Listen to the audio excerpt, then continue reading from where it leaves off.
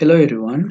Today we are going to do the section 2.2, second section in the chapter 2. So it's about graphs of relations and functions. So let's see how we can graph an equation. Here we graph an equation by calculating enough ordered pairs to determine the shape of the graph. So here, as an example, let's take y equals x to the power 2 equation.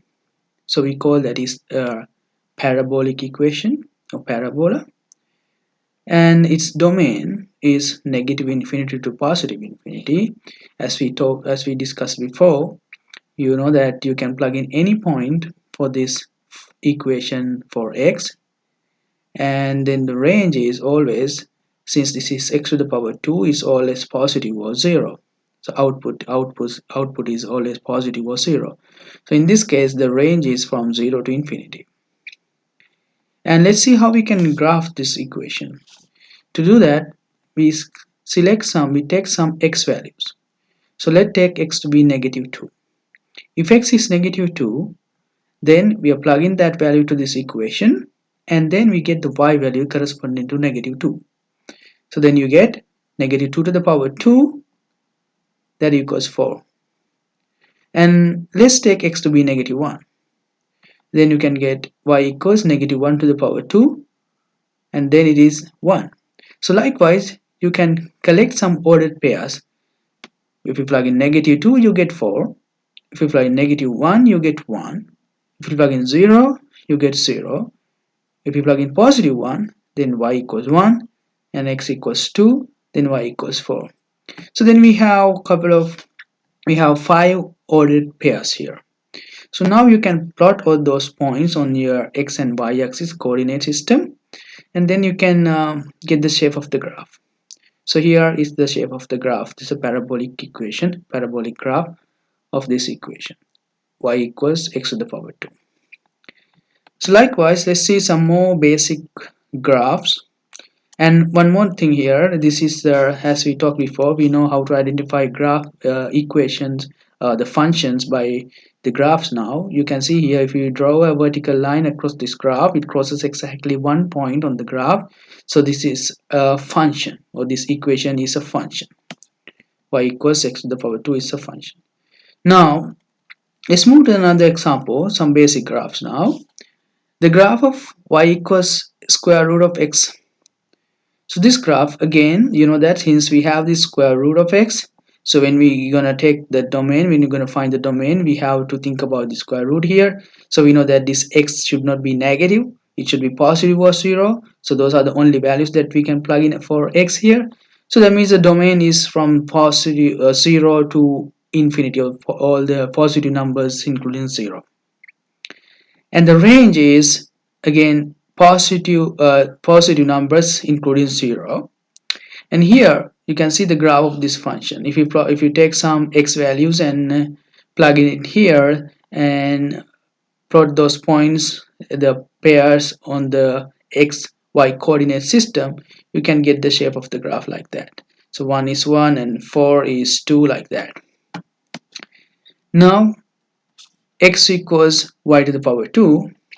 So in this case, the domain is from 0 to infinity, and the range is from negative infinity to positive infinity. Here, this is the shape of the graph, and one thing that we should notice here, that this is not a function. You can see here, if you draw a line across this graph, it crosses 2 points. So that is, this is not a function. This equation is not a function. The next example is y equals x to the power 3. Here again, domain is negative infinity to positive infinity, and the range is also negative infinity to positive infinity, and this is the shape of the graph. Again, you can draw this graph by plugging some x values to this equation and finding the corresponding y values, and this is a function. Now this one, so y equals x to the power 1/3. Domain is negative infinity to positive infinity, range is negative to positive infinity, and this is the shape of the graph. and also it is also a function. Now let's move to a different topic. Let's talk about a semicircle. So as we talked before, this is x squared plus y squared equals r squared equation. This equation is a equation of a circle with the radius r, and that center is centered at 0, 0. It's something like this. And we know that this equation is not a function. Now if you solve this equation for y, you know that we can take x squared plus y squared equals r squared, and then you can subtract x squared both sides of this equation and take y squared equals r squared minus x squared, and then take the square root of y, square root of both sides, then we can get y here, and the other side we get plus or minus square root of this term. Since we are taking the square root of this side, we have to take plus or minus both sides, both signs. We need to consider both sides and signs. So now we have plus or minus two equations here. So y equals square root of x r squared minus x squared is a one equation. The other one is with negative times square root of r squared x squared.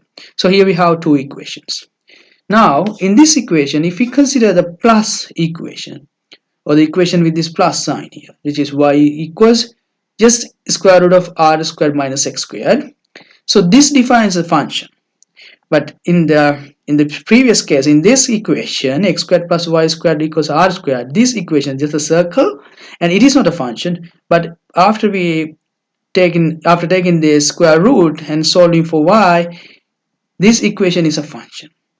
And the graph of this one is called the top semicircle, and it's something like this. Here we know that this is a semicircle. It should be the radius should be r, because that's how this circle is, r squared here. So this semicircle also has the radius r, but it's a top semicircle because we consider this positive sign here. And now if we consider the negative sign, the other equation, y equals negative of square root of r squared minus x squared.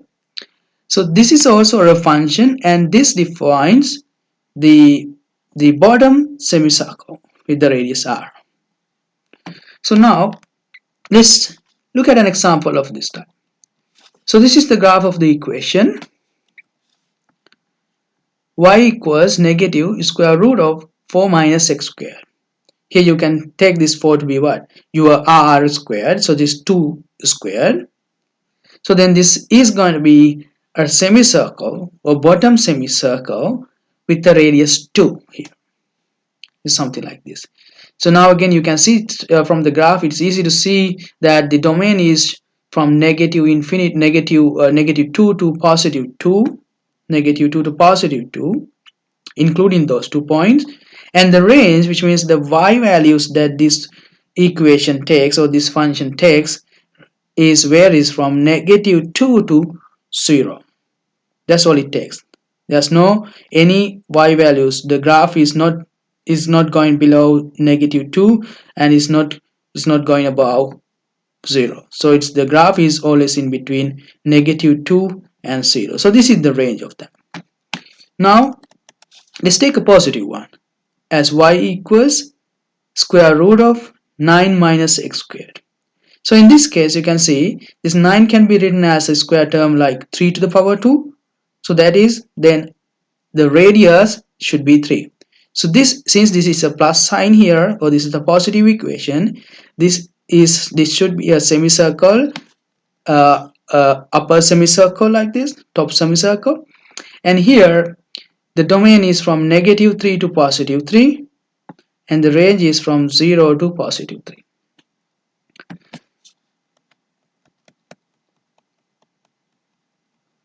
Now the last one.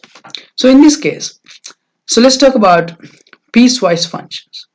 So we say a function for which different formulas are used for different regions of the domain are called piecewise functions. So it's easy to understand. So let's look at this example, fx. Here we have two functions. Fx contains x and minus x as two functions here.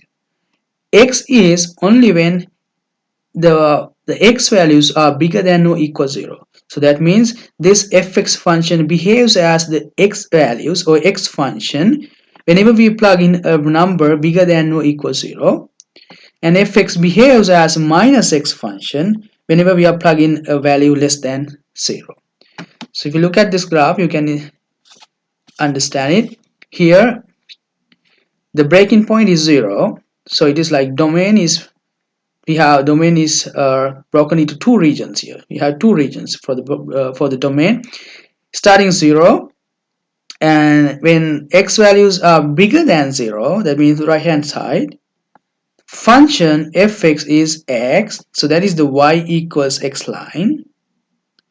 And when x is less than 0, so that means the negative side or the left hand side, then y equals negative x. So this is an example of a piecewise function. So now here I have given you another example, a good example of a piecewise function, and I have given you the graph too. So you can go ahead and read this example, and I'll be online after 5 today from 5 to 5:50. You can contact me if you have any questions.